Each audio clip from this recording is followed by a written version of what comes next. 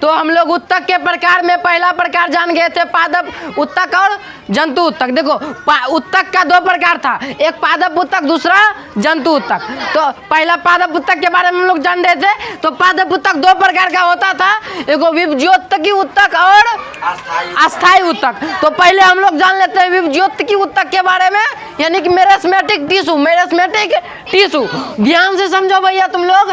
देखो meristematic tissue कहते हैं किसको, यदि परिभाषा लिखना हो तब क्या बोलेंगे। देखो विभज्योतक की कोशिकाएं, विभज्योतक उत्तक में पता है कोशिका से मिलकर के विभज्योतक का उत्तक बना है ना।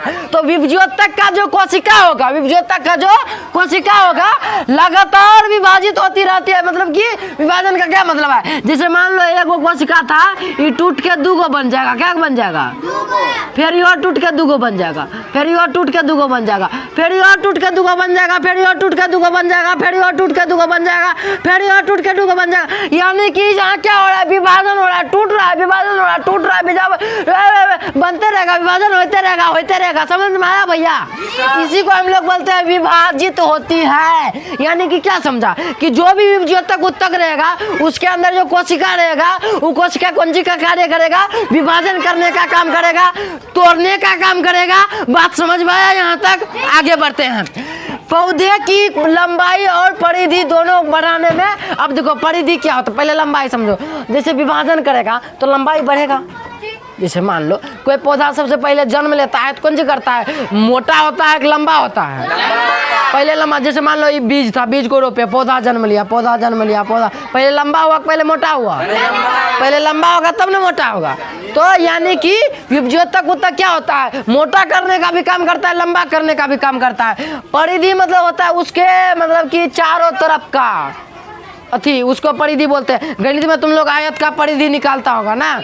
आप देखो यहाँ तक समझ गया विभज्योतक उत्तक का परिभाषा समझ में आया भैया कि विभज्योतक की कोशिका लगातार विभाजित और पौधे की लंबाई और परिधि दोनों को वृद्धि करने में कार्य करते हैं। या फिर तुम लोग दूसरा परिभाषा यहाँ से लिख सकता है कि पौधे के वृद्धि क्षेत्रों को विभज्योतक उत्तक कहते हैं। मेरिस्टेमेटिक टिश्यू अंग्रेजी याद रखेगा, अंग्रेजी क्या है, मेरिस्टेमेटिक टिश्यू। भैया समझ में आया यहाँ तक, आगे बढ़ते, ध्यान से समझो, आगे बढ़ जाते हैं। देख लो भैया पहला प्रकार, पहले हम लोग समझते हैं इसका आकार कैसा होता है। विभज्योतक उत्तक जो होता है इसका आकार बहुत छोटा होता है, बहुत छोटा, मिचकी बच्चा वाला है। ये देखो ये वयस्क नहीं होता, ये अवयस्क होता है। और बात याद रखेगा, अवयस्क यानी कि बच्चा वाला है। कैसा है ये उत्तक, बच्चा वाला उत्तक है। कैसा वाला उत्तक है, बच्चा वाला। अब देखो पेड़ पौधा जन्म लिया तो लंबाई में जब वृद्धि करेगा तो बच्चे रहेगा। और कैसा रहेगा, मृत रहेगा, जीवित रहेगा, जीवित रहेगा। एक और बात याद रखेगा, ये उत्तक जीवित होता है। कैसा होता है, जीवित उत्तक होता है। समझ में आया, ये दोनों बात यहाँ नीचे में लिख लेना था। ये उत्तक जीवित होता है और ये उत्तक अवयस्क होता है, बच्चा होता है। क्या बोलो, जब बच्चा का जन्म हो तखनी ऑक्सीजन बेचक नहीं रही है। अभी हम लोग पेड़ पौधा में जान रहे हैं, पेड़ पौधा में। उसके बाद जब बच्चा का जन्म होता न है, ऐसे हम तुमको जानकारी के लिए बता दें, जब बच्चा माँ के गर्भ में ही रहता है, 4 हफ्ता उसका पूरा हो जाता है, तब ऑक्सीजन लेना वो शुरू कर देता है। गर्भ में ही जन्म लेता है तो ऑक्सीजन तो पूरा एकदम हर दोइयों ना मारे, हचक मचक मारते रहता है। समझा ना, हाँ नहीं ऑक्सीजन लेते रहता है। जब तक ऑक्सीजन लेगा दुनिया कोई जीवित 1 मिनट भी जीवित नहीं रह सकता है। अब रोकने का एक अलग क्षमता है, लेकिन शरीर में ऊर्जा चाहिए जीवित रहने के लिए। ऊर्जा कहाँ से मिलेगा, ऑक्सीजन और ग्लूकोज से मिलेगा। ग्लूकोज हम लोग भोजन के द्वारा ले लेते हैं और ऑक्सीजन वायुमंडल से ले लेते हैं। बात समझ में आया भैया, यही बात था।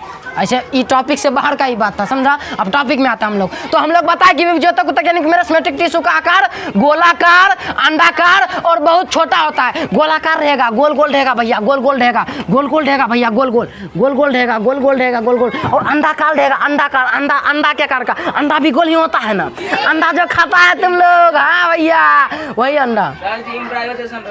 हाँ एम्ब्रायोशन रहेगा, छोटा छोटा। और एगो बात ये रहेगा, एकरा में कोरती जगह नहीं होता है, कोशिका के बीच में कोरती जगह नहीं होता। अब जैसे मान लो थोड़ा बड़ा बनाते हैं, ये इतना छोटा होता है, लेकिन ये छोटके का हम बड़का बना लिए। ये इतना छकले रहता है ना, देखो कोनो डिब्बा में तुम छोटका छोटका पत्थर दे दो तो डिब्बा में जगह नहीं बचेगा, वही बड़का बड़का दे दो तो बीच बीच में जगह बच जाएगा ना। उसी को बोलते हैं अंतरा कोशिकीय स्थान।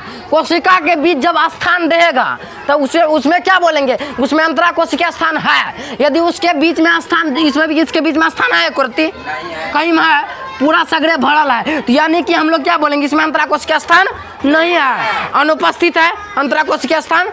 तो यही है, यही यहाँ पे देखो लिखे है अंतरा कोशिकीय स्थान अनुपस्थित रहेगा। किसमें, विभज्योतक उत्तक में भैया। विभज्योतक उत्तक कैसा उत्तक है, बच्चा वाला उत्तक है, अवयस्क है। वयस्क मतलब कि ज्यादा वयस्क नहीं हुआ है, अभी बच्चा ही है अभी। और जीवित मतलब कि जीवित रहता है। कैसा रहता है, आकार के साथ गोलाकार, अंडाकार और बहुत छोटा साइज का होता है। इसमें रिक्तिका अनुपस्थित होता है। ऐसा हम लोग जानते हैं पादप कोशिका में रिक्तिका बहुत बड़ा तो होता है, सबसे ज्यादा आयतन में रिक्तिका होता है। लेकिन विभज्योतक उत्तक एक ऐसा उत्तक है जिसमें कि रिक्तिका या रसधानी अनुपस्थित होता है, यानी कि इसमें नहीं पाया जाता। बात समझ में आया। अंतरा कोशिकीय स्थान भी नहीं होता है, बात समझ में आया। जीव द्रव, अब देखो तुम लोग को पता है कोशिका के अंदर जीव द्रव होता है, केंद्रक के बाहर, और कोशिका द्रव को हम लोग क्या बोलते हैं, जीव द्रव बोलते हैं। जीव द्रव में छोटा छोटा मतलब कि कोशिकांग रहता है, राइबोसोम हो गया, ढेरी सारा हो गया, ये सब हो गया। तो यही सब होता है कणयुक्त छोटा छोटा। कहाँ है दिखा, यहाँ देखो। जीव द्रव सघन माध्यम होता है, बहुत ज्यादा जटिल। जैसे मान लो ये कोशिका है, ये विभज्योतक उत्तक का कोशिका है, इसमें रसधानी पाया नहीं जाएगा, इसमें छोटा छोटा छोटा छोटा सघन माध्यम बहुत बहुत ज्यादा रहेगा, बहुत ज्यादा जितना इसमें भर सकता हूँ। कण कण कण कण युक्त, छोटा छोटा कण युक्त रहता है। बात समझ में आया यहाँ तक भैया? ओके ओके ओके, आगे बढ़ते हैं। 2 को बात समझ में आ गया, 3 को बात, अब चौथा यो समझ गया। अब पांचवा कोशिका भित्ति, इसका जो कोशिका भित्ति होगा कैसा होगा, सेलुलोज का बना होगा। कैसा बना रहेगा,